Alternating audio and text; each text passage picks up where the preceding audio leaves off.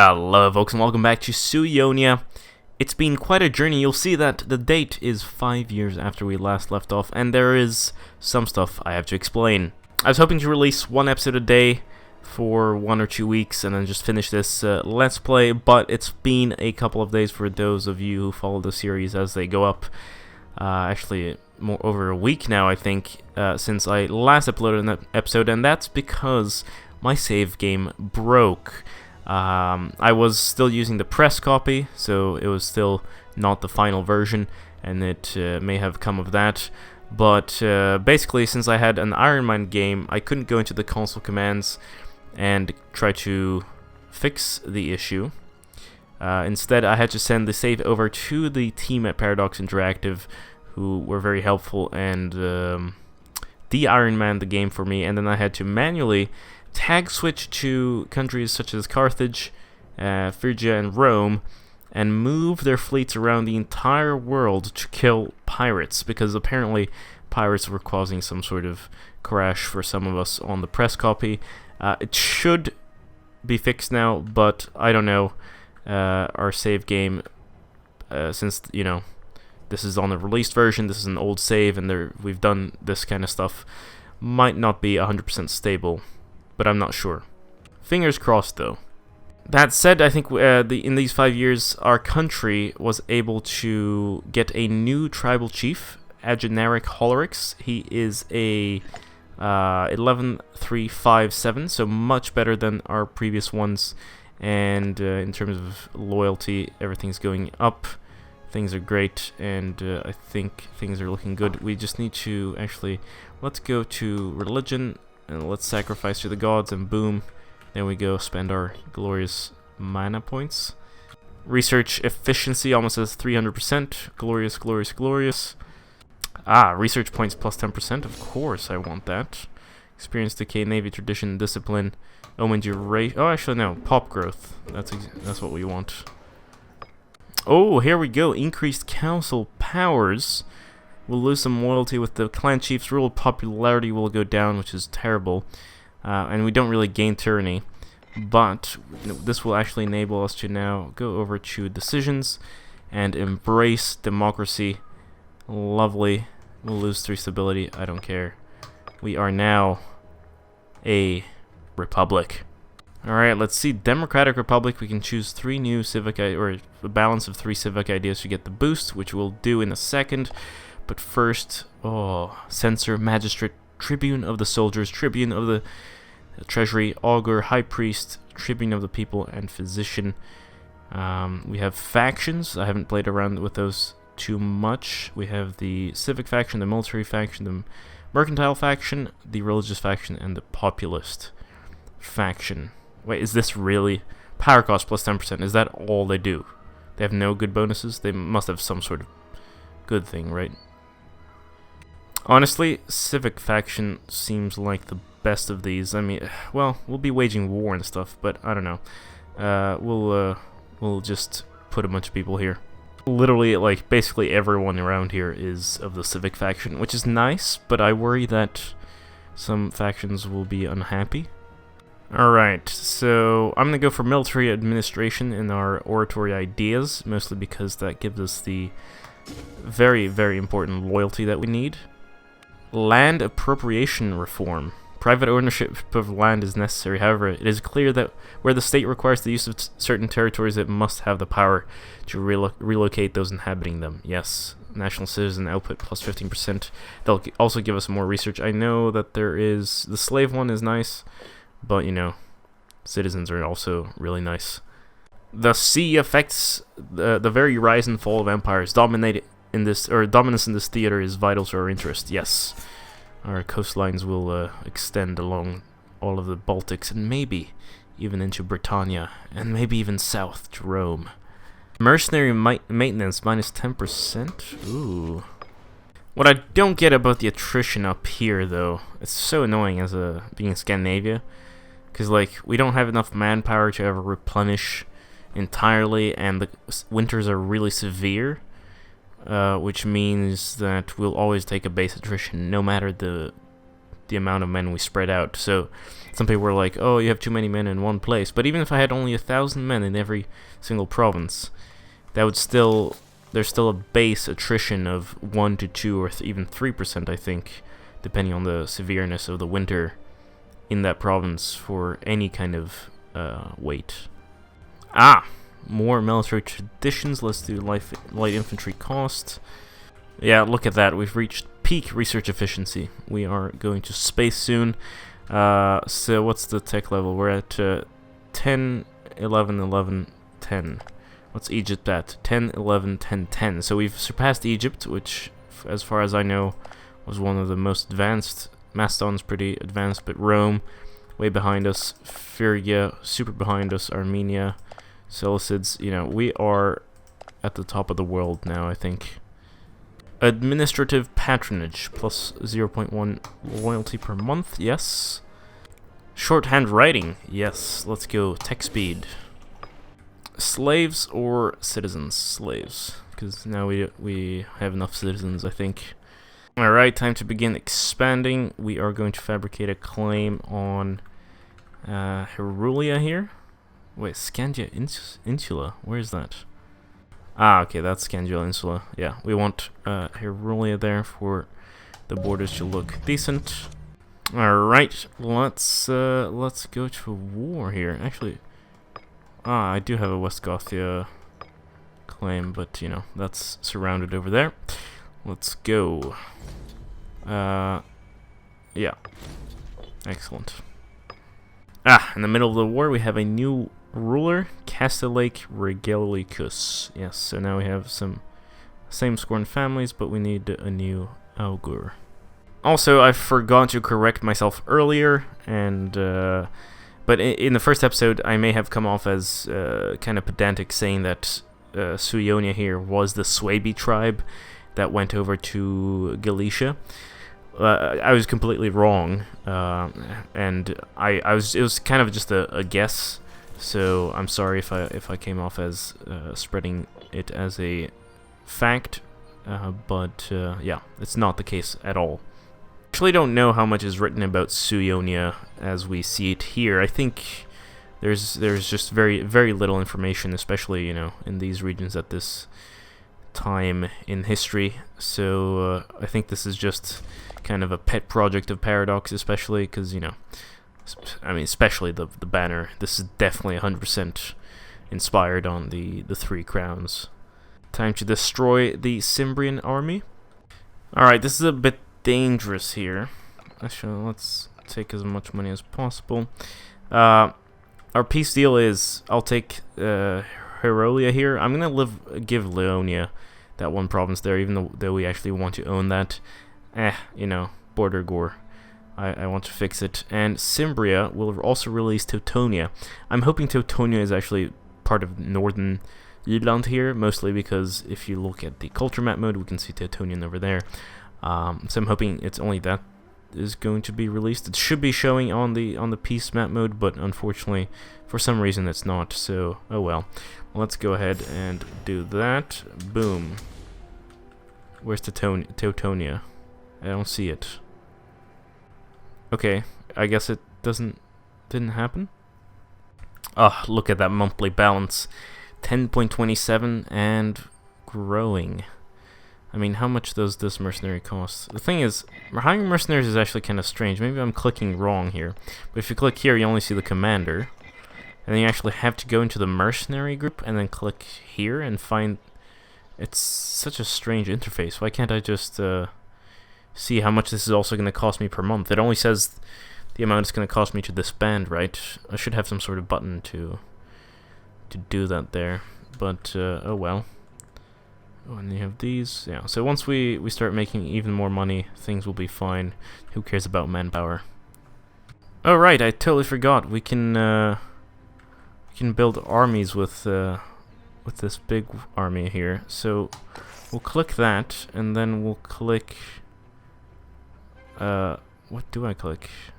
It's until the next location. Okay, what's the pop count there? Alright, we'll do that. Wow, that's slow. I mean, yeah, I know. They're building a road.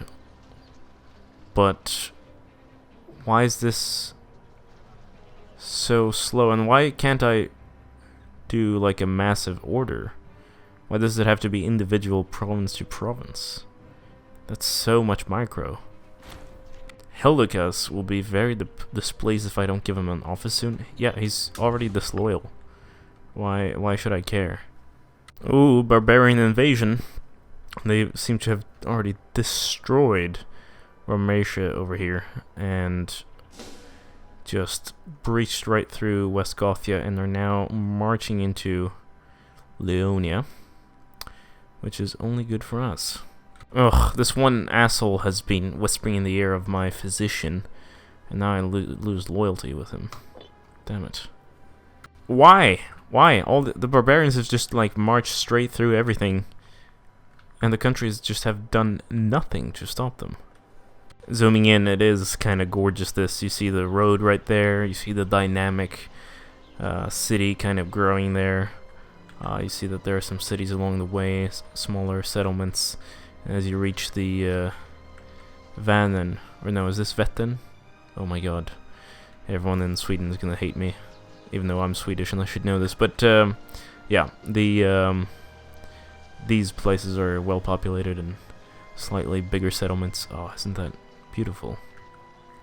Honestly, kind of weird that I can't change capitals. I mean, shouldn't that be like a base mechanic, like a simple? Shouldn't that be quite simple? I don't know. I don't program, so maybe I should stop complaining, but like, why can't I move my capital?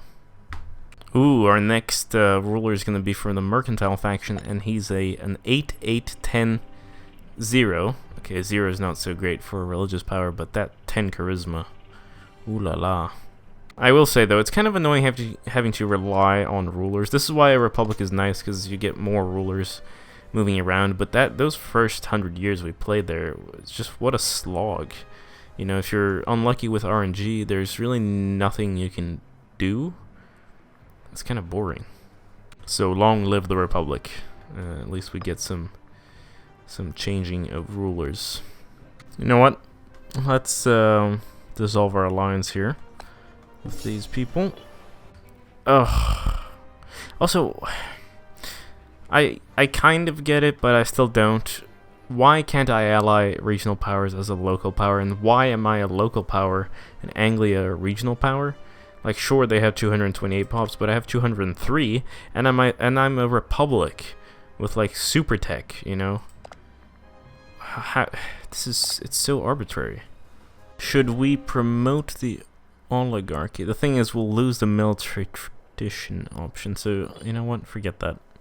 Military settlement policy. So now we have interference policy, which is the primitive ways of our neighbors are well known. By proclaiming our superiority openly will hardly come as a surprise that we wish to take lesser peoples under our wing for protection, of course. But we could do this that will give us manpower, recovery speed, and national commerce for...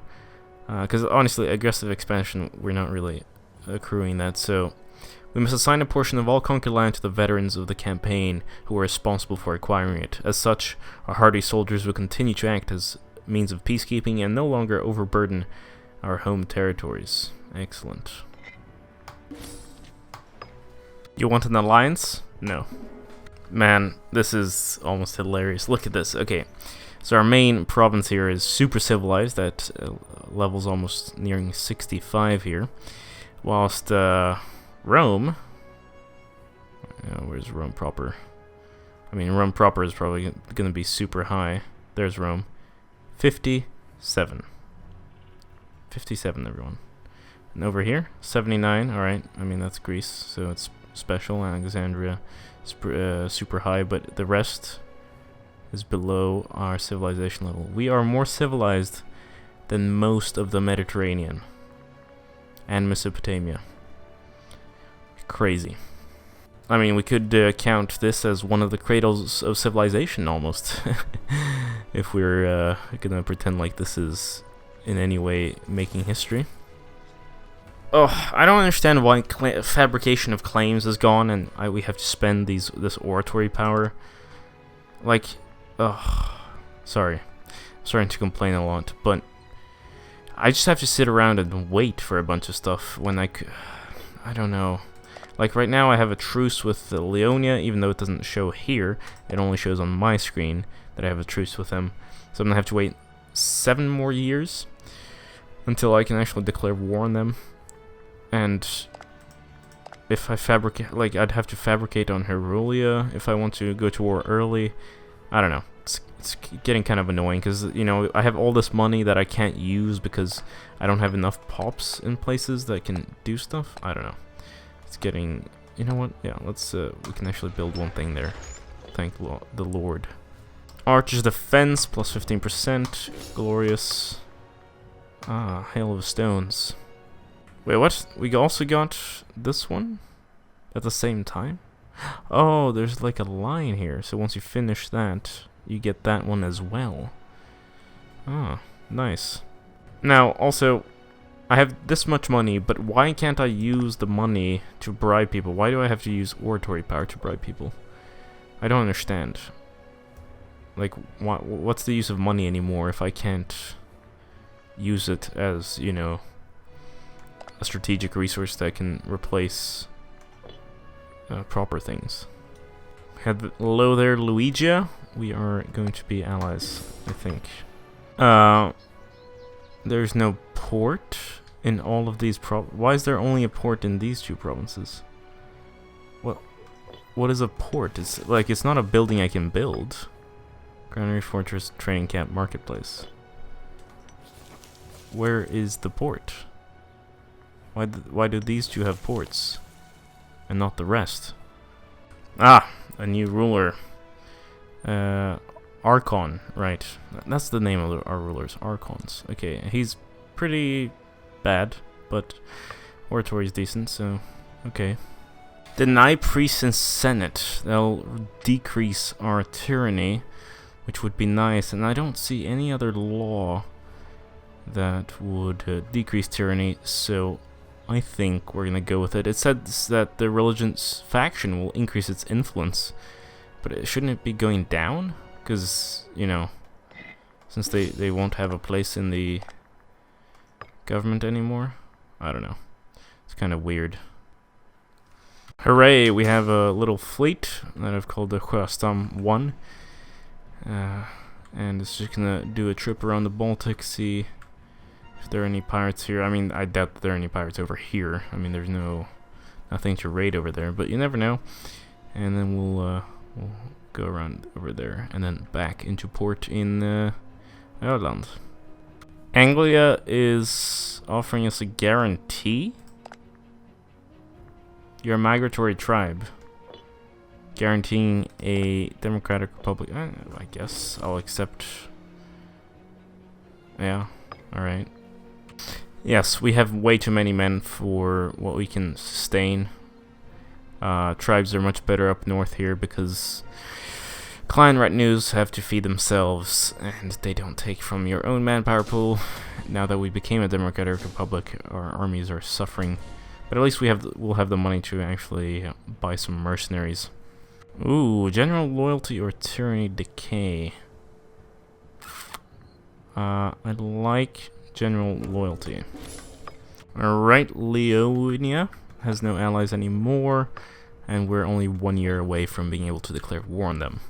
Ah, we have a new Archon, a 9199. Those 9s are nice, even though the civic power isn't great. Alright, here we go. Let's go to war. Should we even call them in? Yeah, we'll do it. A little bit of a blitz here. Of course, I'm on 5 speed though, so it's kind of special, but yeah, this should be rather easy. Oh, for a second I thought I was at war with Herulia as well, but no, alas. This is all mine. This peace offer will increase your rank to regional power. Are you sure? Why is this even asking that? Alright, should we kill all these people, or what should we do? Banish those of class, put the rest to the sword.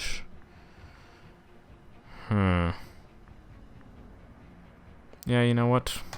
Boom. Pay off the mercenaries. Glorious. And there we go, a lovely expansion into a much longed for territory. We're gonna keep doing that in the next few episodes. I was expecting to play a bit more, but seems like the game is slowing down even at this speed. But yeah, how many posts do we have now? 298, Anglia 360. What have you been doing, Anglia? Jesus. Alright, well, I think we will wrap it up there. As I said, we'll keep conquering the next one. It's nice to finally be a republic, be a very rich republic at that, and kind of see where this game goes. In the meantime, this has been GameGabster. Don't forget to like, subscribe if you haven't already. I'll see you later. Farewell.